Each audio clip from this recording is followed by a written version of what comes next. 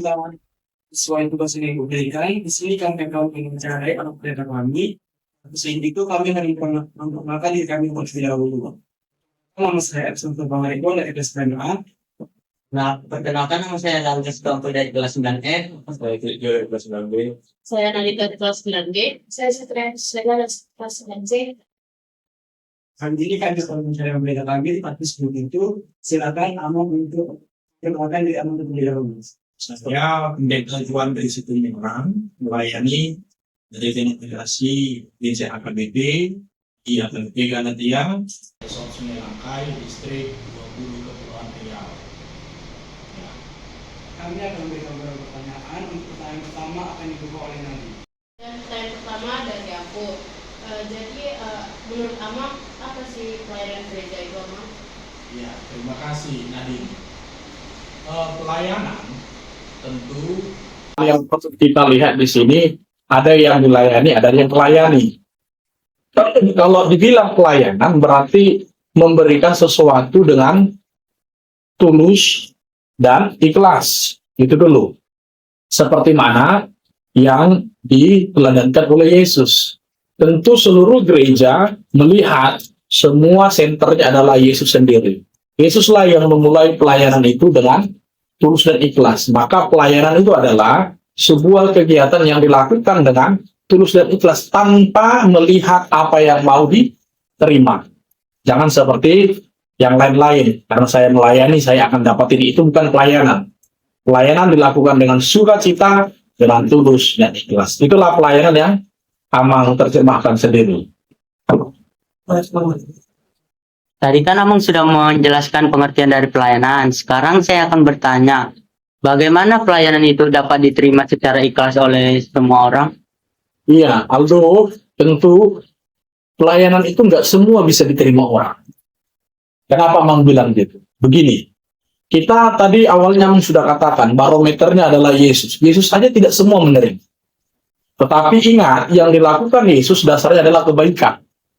Maka kalau kebaikan dilakukan, diberitakan, dikerjakan, maka niscaya jauh lebih banyak orang yang menerima itu daripada menolak. Maka supaya bisa diterima banyak orang, baik dari anak-anak kecil, remaja, pemuda, ibu, bapak, bahkan sampai lanjut usia, lakukanlah yang baik. Yang pasti, lihat, teladannya adalah kepada Yesus sendiri. Itu dia. Untuk pertanyaan selanjutnya, apa saja untuk pelayanan sosial yang sudah tidak berbeda dan berkembang? Apa? Apa saja untuk pelayanan sosial yang sudah dilakukan gereja bagi lingkungan masyarakat?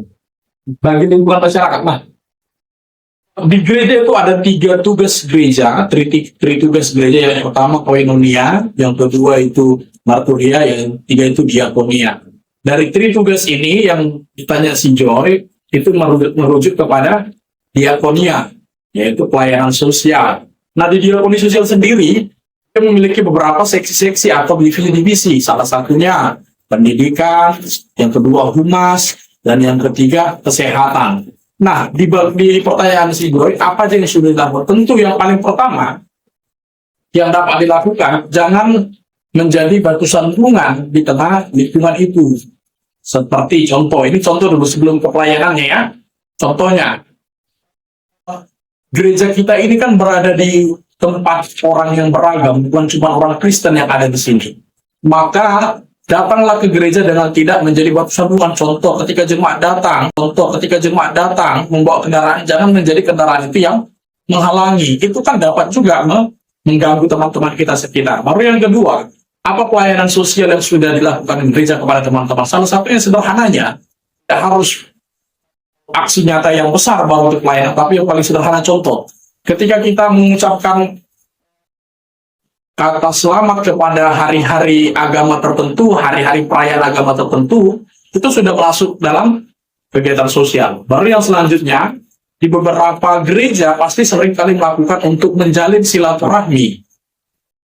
Kalau kita berada di lingkungan masyarakat yang bercorak, yang beragam, kita mampu memberi contoh. Kalau teman-teman kita dari agama Islam lakukan kurban, kita bisa memberi dengan cara memberi itu kepada panitia-panitia tertentu. Dan yang selanjutnya juga, hal sosial yang paling sederhana yang bisa kita lihat ketika ada teman kita kesusahan walaupun berbeda agama, bantu dengan mendoakan atau dengan menolong mereka. Ya, itu pertanyaan dari si Chef. Nah, untuk pertanyaan keempatnya kayak apa sih dasar pelayanan bagi sesama dan masyarakat? Dasarnya sudah pasti amanat agung yang Yesus katakan.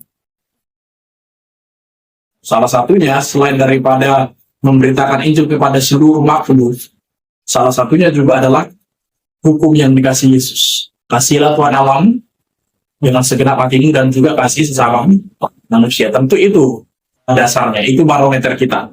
Apa yang Yesus katakan, maka melayani bukan hanya kepada kaum-kaum tertentu, tetapi kepada seluruh lapisan masyarakat. Maka jangan hanya orang-orang yang berada saja kita yang. Itulah pertanyaan untuk si Yesus.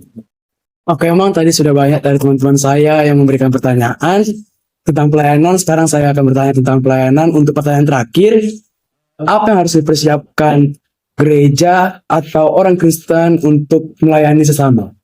Yang dipersiapkan tentu yang pertama SDM-nya. SDM adalah sumber daya manusianya atau SDG, sumber daya jemaat. Salah satunya siapa ya? Kalian ini.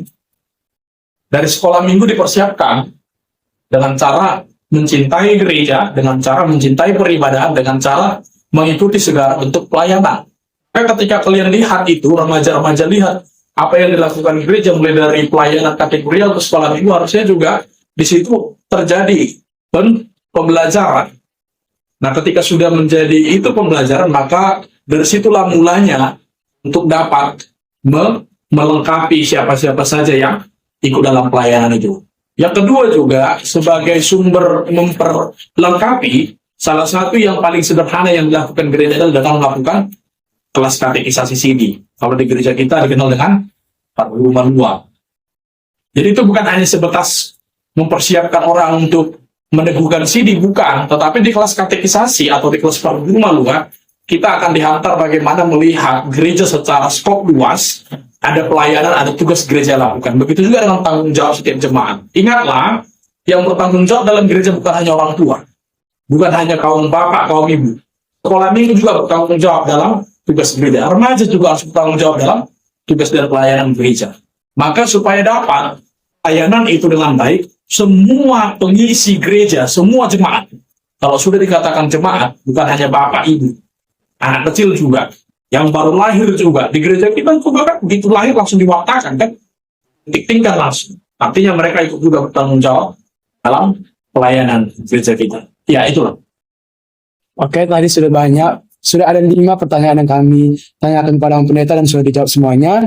Sekian tugas video wawancara kami. Terima kasih, mohon maaf jika ada kesalahan kata atau perbuatan.